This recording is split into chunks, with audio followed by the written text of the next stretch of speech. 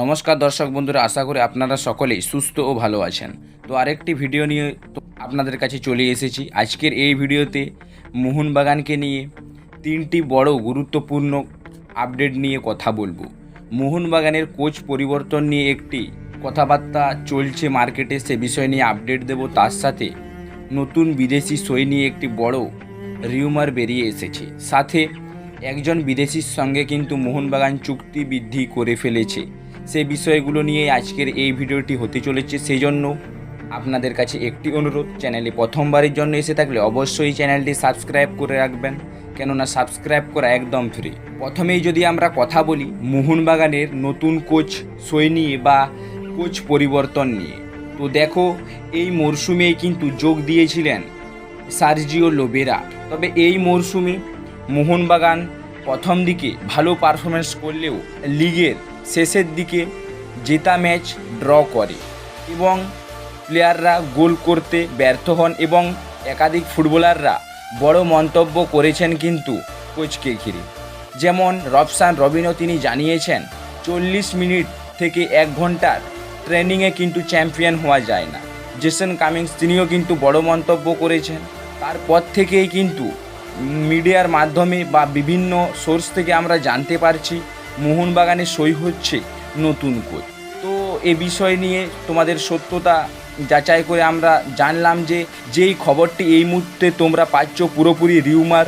তো মোহনবাগানের নতুন কোচ সই নিয়ে যে খবরগুলো তোমরা পাচ্ছ পুরোপুরি কনফার্ম নয়। যে মোহনবাগানের কোচ পরিবর্তন হচ্ছে এমন কোনো কনফার্ম নিউজ বেরিয়ে আসেনি।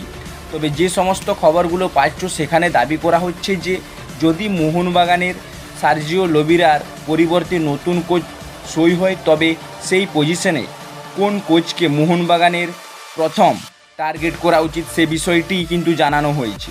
তো জুয়ান পেড্রো বানালি এই লিস্টে রয়েছেন, সাথে পিটার ক্র্যাটকি, সাথে মানালো মার্কেজ।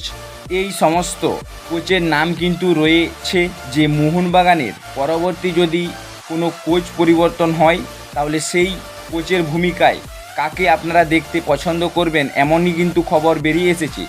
তবে আপনাদেরকে জানিয়ে রাখি মোহনবাগান কোচ পরিবর্তন নিয়ে এখনও কোনো চূড়ান্ত আপডেট বেরিয়ে আসেনি।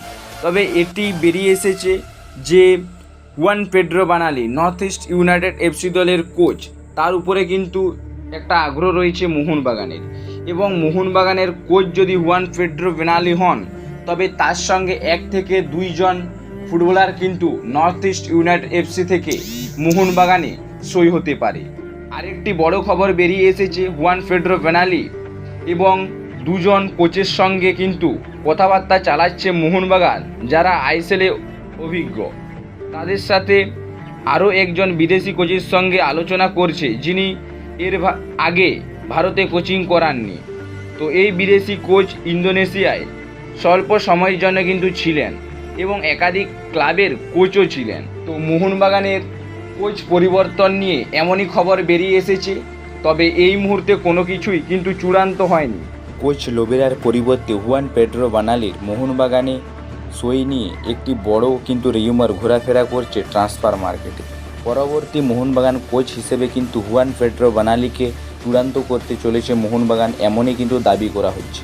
তবে এই বিষয়ে আপনাদের সকলকে জানিয়ে দিই পুরো বিষয়টি রিউমার। তবে পরবর্তীকালে মোহনবাগান কোচ কিন্তু পরিবর্তন হতে পারে। তবে এখনও পর্যন্ত ম্যানেজমেন্ট এ বিষয় নিয়ে চূড়ান্ত সিদ্ধান্ত নেয়নি। পরবর্তী মরশুমে সার্জিও লোবেরা মোহনবাগানের কোচ থাকেন নাকি অন্য কোনো কোচ আসে, এ বিষয়টি চূড়ান্ত হতে এখনও কিছুটা সময় আমাদের কিন্তু অপেক্ষা করতে হবে। এরপরে যে খবরটি নিয়ে আমরা কথা বলবো মোহনবাগানের নতুন বিদেশি সই নিয়ে। হ্যাঁ বন্ধুরা, এই মুহূর্তে যে বড় খবরটি বেরিয়ে এসেছে একজন বসনিয়ার সেন্টার ব্যাকের উপরে নাকি মোহনবাগান ইন্টারেস্ট শো করেছে, এমনই কিন্তু বিভিন্ন সোর্স থেকে জানা যাচ্ছে। তো বসনিয়ার সেন্টার ব্যাক যার মার্কেট ভ্যালু 2.8 কোটি টাকা, তিনি এই মুহূর্তে পাঞ্জাব এফসির হয়ে ফুটবল খেলছেন। খুবই ভালো মানের একজন কিন্তু সেন্টার ব্যাক এই সামির জেলস্কোভিচ। তো সামির জেলস্কোভিচকে কিন্তু নেওয়ার ব্যাপারে আগ্রহ প্রকাশ করেছে মোহনবাগান, এমনই খবর শোনা যাচ্ছে। তো আপনাদেরকে এই বিষয়ে জানিয়ে দিই এই বিষয়টি পুরোপুরি রিউমার, এখনও পর্যন্ত কিন্তু চূড়ান্ত হয়নি এই খবরটি।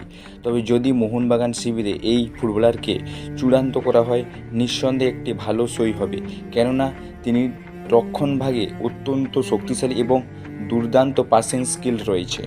সব শেষে যে বিষয়টি নিয়ে আমরা কথা বলবো, মোহনবাগানের একজন বিদেশি ফুটবলারের সঙ্গে কিন্তু মোহনবাগান চুক্তি বৃদ্ধি করতে চাইছে। হ্যাঁ বন্ধুরা, সেই বিদেশি ফুটবলারের সঙ্গে কিন্তু ইতিমধ্যেই এই মরশুমে চুক্তি শেষ হতে চলেছে আর কিছুদিনের মধ্যেই। তো এই ফুটবলারের সঙ্গে কিন্তু আরেক মরশুমের চুক্তি বৃদ্ধি করতে চলেছে মোহনবাগান ম্যানেজমেন্ট, এবং মোহনবাগান ম্যানেজমেন্ট সেই ফুটবলারের সঙ্গে কিন্তু কথাবার্তা সেরে নিয়েছে এবং সেই ফুটবলারকে কিন্তু পরবর্তী মরশুমেও মোহনবাগানের জার্সি গায়ে আমরা খেলতে দেখতে চলেছি। সেই ফুটবলারটি হলেন Spanish centre back Alberto Rodriguez. 1.8 কোটি মার্কেট ভ্যালুর এই স্প্যানিশ ডিফেন্ডারকে কিন্তু আরও এক মরশুম আমরা মোহনবাগানের জার্সি গায়ে দেখতে চলেছি। তো আজকের এই ভিডিওটি এই পর্যন্তই ছিল, সেই জন্য আপনাদের কাছে একটি অনুরোধ, চ্যানেলে প্রথমবারের জন্য এসে থাকলে অবশ্যই চ্যানেলটি সাবস্ক্রাইব করে যাবেন। সাবস্ক্রাইব করা একদম ফ্রি। চলুন দেখা হবে নেক্সট ভিডিওতে। ধন্যবাদ।